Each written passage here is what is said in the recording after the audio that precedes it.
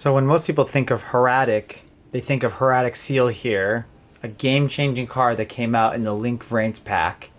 But did you know that there's actually an archetype behind this that does centralize around the tributing mechanic? Welcome to the channel. This is the 9th here. Today I'm going to try to make Hieratic in 2026, but not the way you think. So stay tuned.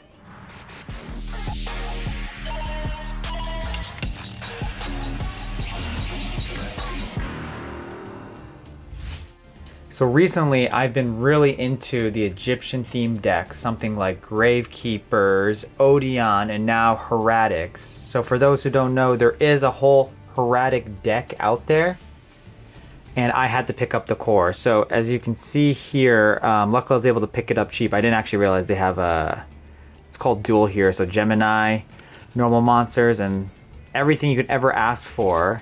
But I tried this deck out in Master Duel, and unfortunately, even with new dragon cards or new tributing cards, it just cannot compete with today's meta. It's just a really bad Dragon Link deck. You work your butt off to just summon this, and it's like, was it even worth it?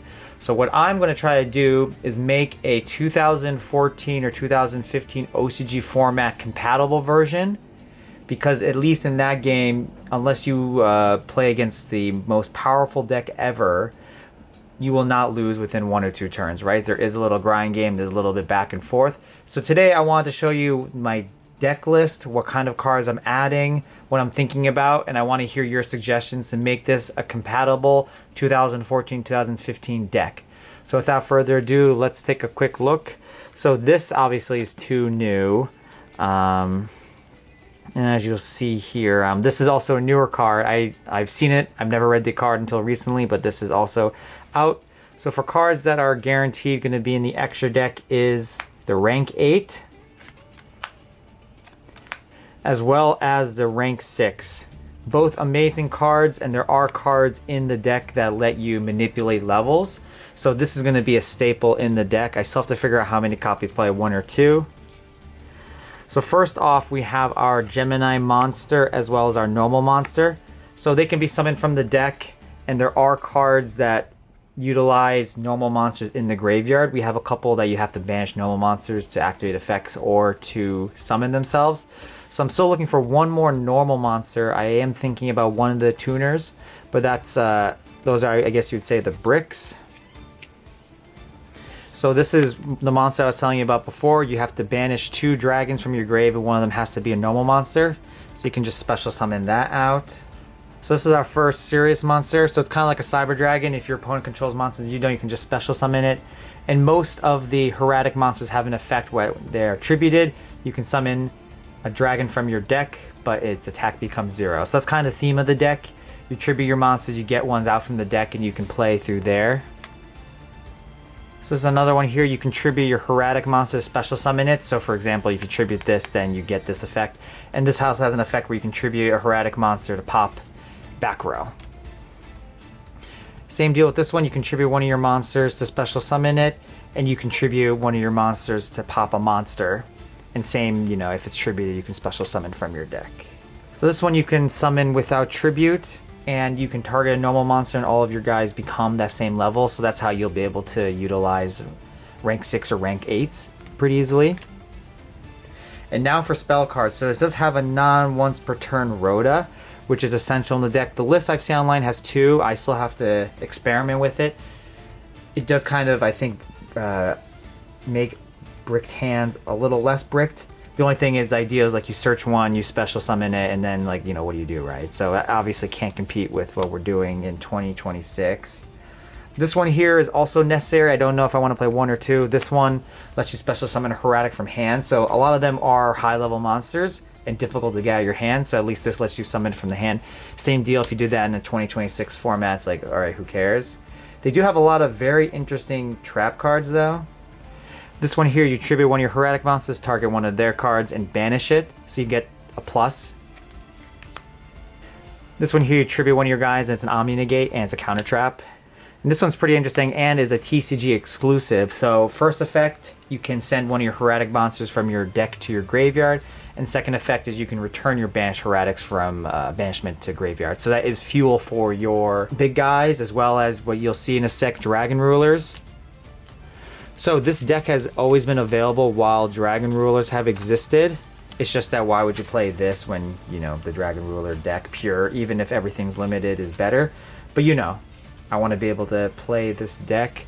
So since it is an older format deck, I did pick up a lot of cards. So I did pick up 3 Gores here. Oh, sorry.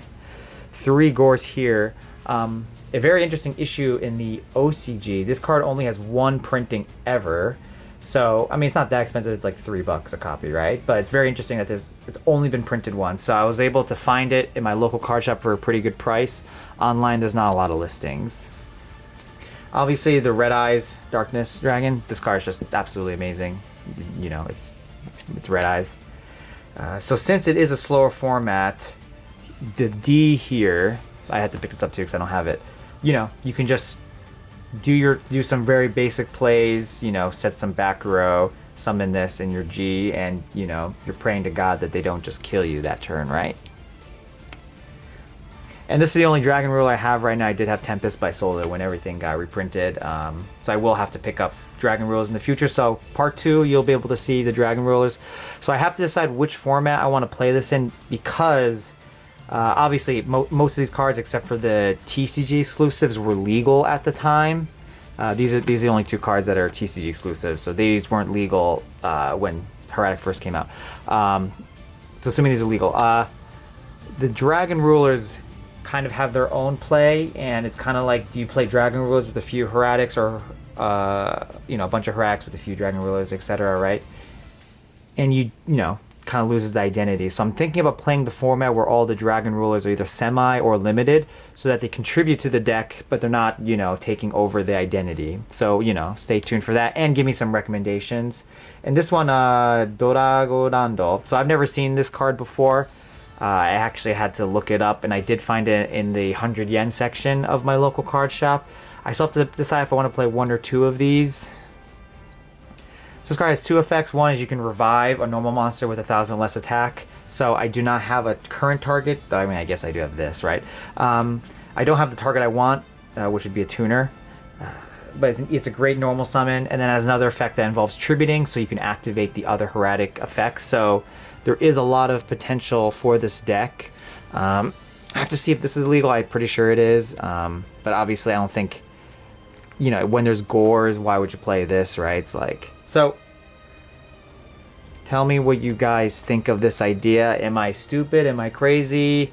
Am I just trying to make something work that is impossible to work? I want to hear your thoughts, because at the end of the day, this is going to be an experiment that I hope will inspire others to try something just as crazy and maybe thoughtful. So guys, thank you so much for watching this video. Check out part 2. Hopefully when I get a bunch of cards, whether it's through the mail or via my local card shops, I can make a part 2 and slowly develop the deck, as well as decide which specific format I want this deck to be able to compete in.